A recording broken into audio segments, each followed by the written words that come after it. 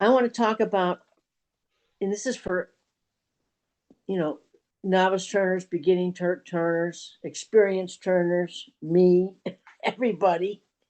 I was watching a guy, and I'm going to say he was a young fella, you know, 39, 38, somewhere in there. He was a young guy.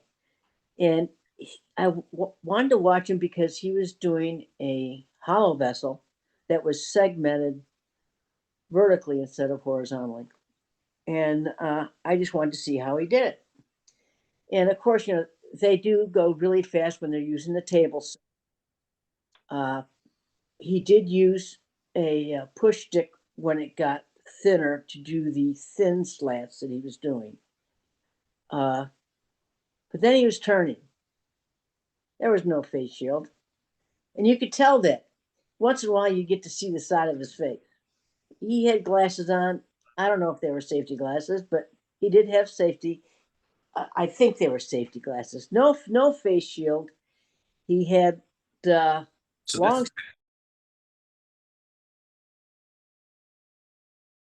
and so when you're watching these demos, guys, just be aware that the demonstrator is teaching you terrible stuff or very good stuff. They don't realize the responsibility that is on the demonstrator. Uh, Jim Duxbury knows, and anybody else out there knows. I know Doug knows, Billy knows, but you need to be completely safe. The first line of defense are safety glasses. And then on top of safety glasses, you need a face shield. You need ear protection and you need dust protection. So, folks, I'm just kind of reminding you that for all of us, if we're going to show somebody how to do something, then we need to be completely safe because that responsibility is yours when you're giving instruction to another person. But what I would like to do now, I'd like to share the screen with Billy because he said he had a couple of safety things that he wanted to mention. So I'm going off to Billy. All right. We'll switch over to Billy here. I do. One of them this past Saturday was at a friend's shop, and we were turning some wig stands for cancer patients and had a blast. But there was a couple of relatively novice turners there as well, and one of them in particular uh, was turning the base.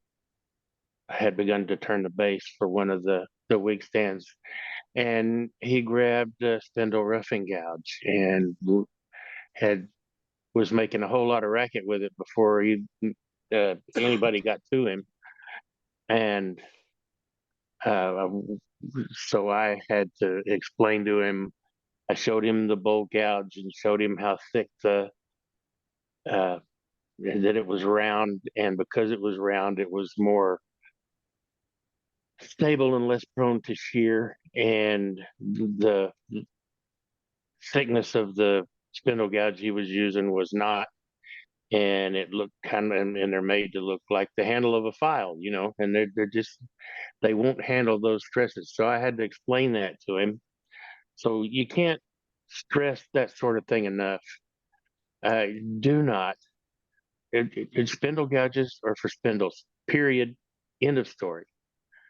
Yes, you can get by with a fluted spindle gouge inside a turning once in a while, but the spindle roughing gouges particularly, uh, just don't. They're made for spindles. The second thing is be aware of your footing. And I'm not just talking about don't trip over cords and airlines and things of that nature. Be aware of your footing. Again, Saturday in a friend's shop. I'd never been in it before. He's got very nice rubber flooring underneath 75% of the shop. but the back of the shop where the bandsaw was sealed, polished concrete. And by sealed, I mean sealed. Like, I mean, it and you get in any wood shop, you're going to get a fine layer of dust on stuff. I wasn't paying attention, and I walked back toward the bandsaw, and my right leg went forward. And if you can picture this fat man doing the splits, Ouch. needless to say, I pulled my right hamstring in the process. Ouch. So, yeah, huh? So, be aware of your footing, especially if you've got a concrete floor like I do, and the only place I've got rubber is at the two legs. Just watch your placement of your feet so your feet don't get out from under you, because any number of things could have happened. I could have fallen into a saw blade. I could have fallen into any number of things. So as it is, I caught myself and pulled a hamstring, but it could have been worse. They could have messed your Cinco de Mayo, ass day up, yeah, really. So, Hey, Billy, it's just even worse when you fall off your chair. I didn't fall off that chair, Wayne. The chair broke. Remember? That did. I was in my shop one day, and I think I was on. I was in Nick's Live. I think it was, wasn't it? And I think it was, yeah.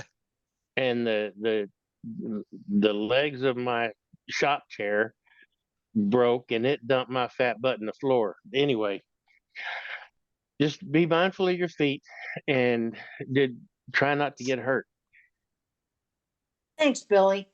Sue's right. Safety is no accident. That's a pun, I know, and it's cheesy, but it's so true. It is It is so true.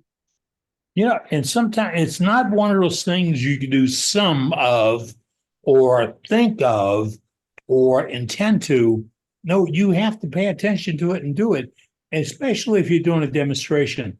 If I came into your studio or your place to turn, your club place to turn, and I'm going to turn a spindle, I am going to wear my glasses because I can't see without them, but I'm going to wear my shield because there's good protection. To tell those folks I can't wear a shield and do this because I can't see, but it's okay. That really, you've torn off the safety. You threw it on the floor and stomped on it. Same thing with, I'm just going to sharpen this on a grinder, but it's okay. 1 or 2 passes. I don't really need to worry about that. When did you ever find out when that stuff's coming off that grinder headed for your eye?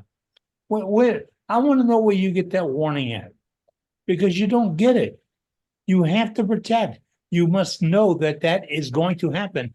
But if I don't show a rookie turner how to prevent it or how to protect from it, I am failing at turning. I failed terribly at it, because all I've done is show you a shortcut that can get you hurt, blinded, wounded.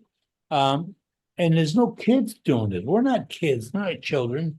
So we get hurt, we heal slower. Don't tell me about that right now. We heal so much slower. Don't make you laugh either. Laughing. There's no laughing right now.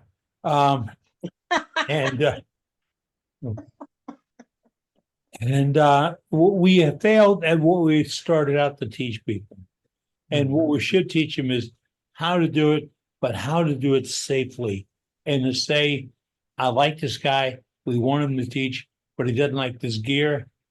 Find another guy. Really. Just go find another. It's not that hard. We do demonstrations. This is like 245 right now. And since the club was created, we find demonstrations every week because we find that other guy. And if we have a demonstrator that gets a little bit off edge, we'll talk to them about it and say, hey, you're kind of boarded on this or that. And we've got some strict rules about promotions and things, and we call them down on it. You've heard us do it.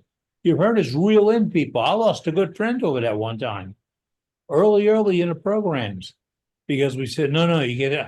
I don't care. You can't do that. It might sound great to you, but that we have, this is gonna be fair and equal to every turner. So please, when you do these demonstrations, no matter how simple, think about how safe you have to be, please.